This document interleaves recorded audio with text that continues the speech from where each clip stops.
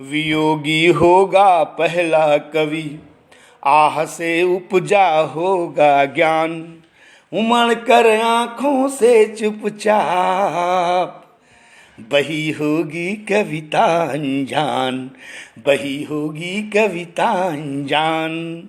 जैसी पंक्तियों के अमर गायक, हिंदी साहित्य आकाश के जाज्वल्यमान नक्षत्र, या ये कहें हिंदी साहित्योद्यान के पल्लवित पुष्प, या यूं कहें कि हिंदी साहित्य सागर के अनमोल मोती, कवि शिरोमणि माँ सरस्वती के वरद पुत्र, छायावाद के स्तंभ कवि सुमित्रा नंदन पंत जी की पावन जयंती के अवसर पर KDKL शास्त्री इंटर कॉलेज के सजग प्रहरी के वाजपेयी भारतीय की ओर से समस्त विश्व के साहित्य अनुरागियों को बहुत बहुत शुभकामनाएं, बहुत बहुत बधाइयाँ।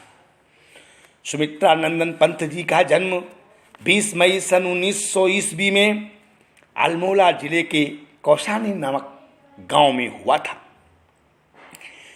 सुमित्रा नंदन पंत जी का संपूर्ण साहित्य मानवता, मानवीय मूल्यों, विश्व कल्याण, मानव कल्याण, सर्वहारा समाज के कल्याण को लेकर के ही लिखा है उन्होंने।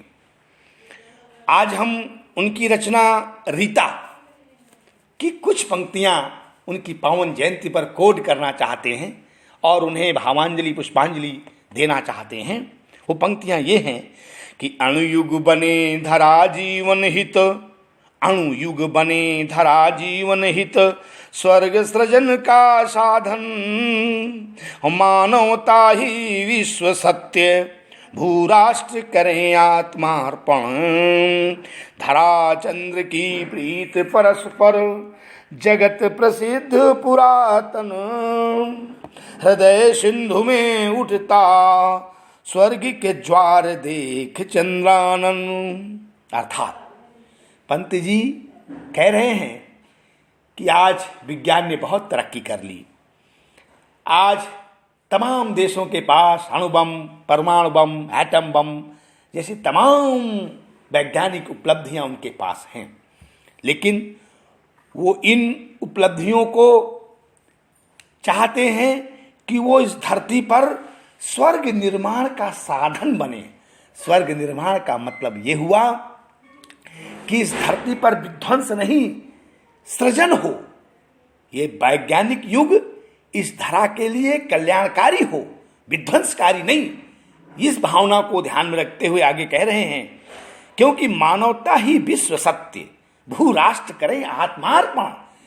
इस धरा का, इस ब्रह्मांड का जो सत्य है वो मानवता है, और विश्व के सभी देश मानवता को लेकर एक साथ खड़े हों, एक मंच पर हों, और एक आवाज होनी चाहिए विश्व के सभी देशों की।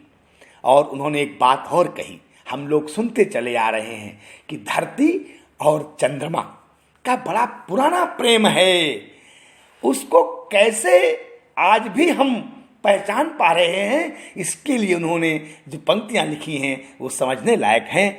जब पूर्णमासी के दिन चंद्रमा 16 कलाओं से युक्त होकर के नभ में रात्रि काल में विचरण कर रहा होता है, उस समय धरती, अर्थात आप सब जानते हैं धरती के दो भाग हैं, एक भूभाग और एक जल भाग। जल भाग 3/4 के आसपास लगभग है और 1/4 भाग भूभाग है।